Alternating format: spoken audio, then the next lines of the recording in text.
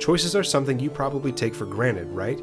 Everything you do by making a choice. And thanks to the aspects of reality, you're able to make whatever choice you desire, with whatever consequences following there may be.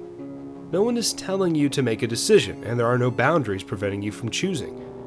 Things may influence your choice, yes, but you are still capable of making a choice. That's the real world. But how does choice work in a virtual world? This game is the Stanley Parable, available currently on the Steam service, and is not a game like any other you've played. In fact, calling it a game may be a stretch of the notion. An interactive story may be more accurate, but we're not here to talk about semantics. We're here to talk about a man named Stanley. Stanley is happy. Stanley has a boring job. Stanley pushes buttons when the computer tells him to. Stanley is employee 427 in a large brick building. Stanley is our star. Like most good stories, Stanley's gets a narrator, a voice describing what is happening in the story for the audience. We, as the game player, are supposed to hear this kind of thing. Books use a narrator, either a person in the book describing the story from the first person, or the author serves that role. All of his co-workers were gone. What could it mean? Stanley decided to go to the meeting room. Perhaps he had simply missed a memo. Stanley, under our control as the player, goes through a few rooms in his seemingly abandoned office building with a narrator laying out what Stanley's course of action is going to be, just as a book probably would. Without the narration, there is no plot, and the plot is written down. The story has already been written. That notion of a plot that's already been written and the aspect of narration is challenged when Stanley arrives at two open doors. When Stanley came to a set of two open doors, he entered the door on his left. The narrator says Stanley took one door, which follows the predetermined plot down the intended road, the road that's already been written. But we, as the player controlling Stanley, can choose to ignore the narration, throwing the plot of the story off and creating something different than expected. This was not the correct way to the meeting room, and Stanley knew it perfectly well. Perhaps he wanted to stop by the employee lounge first, just to admire it.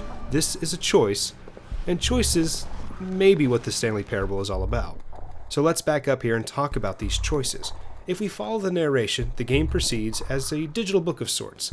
The narration details Stanley's predetermined course of action because it's a story, and following that story is how to continue. It's already been written down, like I said. If you, as the player, follows through doing everything the narration describes, then Stanley goes on a short, interesting adventure and is freed from his boring, dreary job. All you have to do is follow the narration. It's not a command, it's not telling you to do this, but it is following the story. Can you make choices in a video game that can truly affect the narrative? You were given that option minutes into the game with the two doors.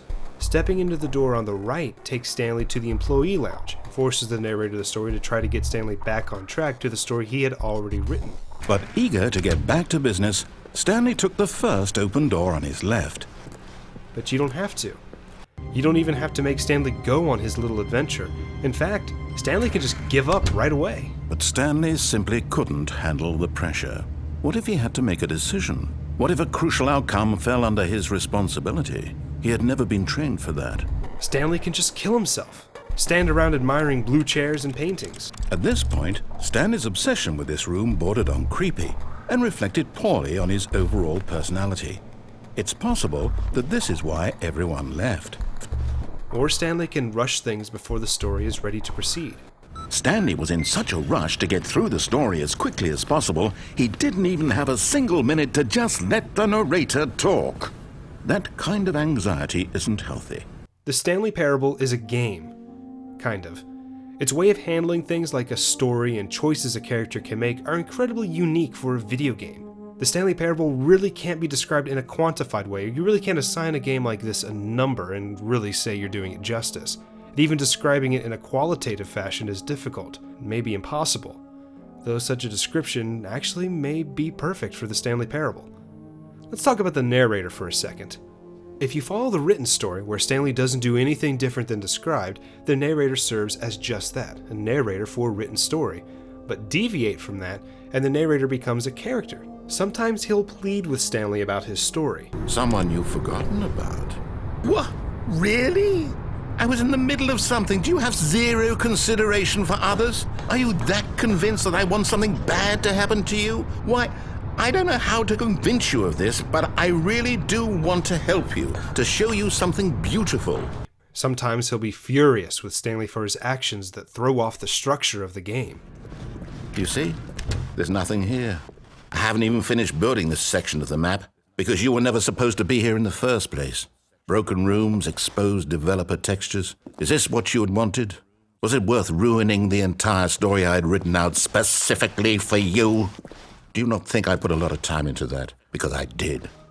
These things force the narrator to no longer narrate a story, but instead communicate with Stanley directly, which makes for some entertaining and actually enlightening moments in the game.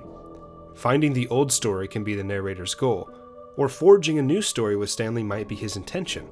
Stanley can anger the narrator by not playing his game as intended, and the narrator will send Stanley to other popular games, or even make him play a new one that he's come up with.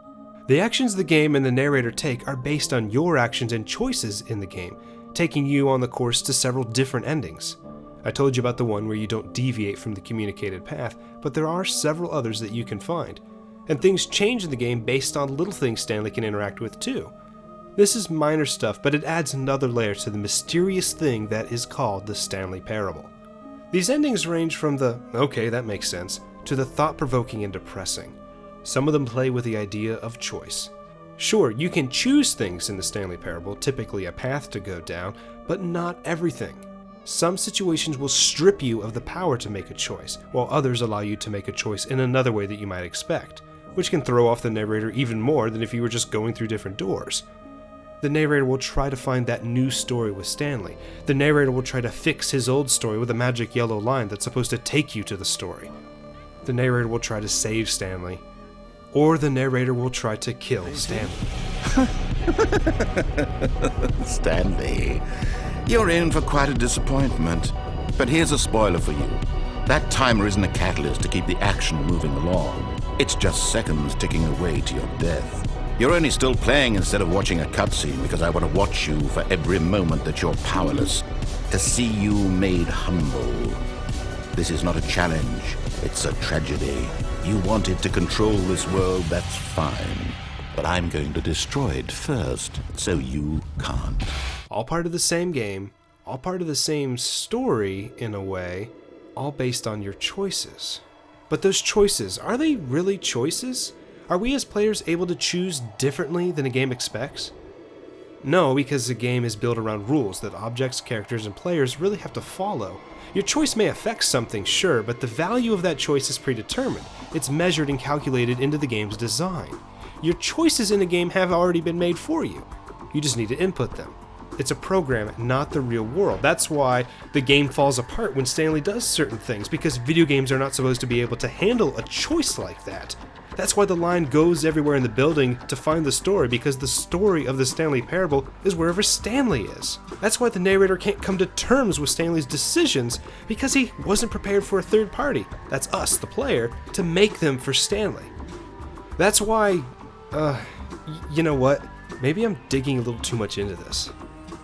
The Stanley Parable is one of the most unique experiences I've had playing a video game. And honestly, I still haven't found everything one can do in this game. There are no guns, there are no real puzzles, nothing but walking around, making some choices, and enjoying a superbly well-written, thought-provoking, and crazy interactive story. If you're into crazy interactive games like I am, or looking for a different narrative experience, then the Stanley Parable is for you. If you're looking for a game in the more traditional sense of the word, then my friend, you need to choose another door.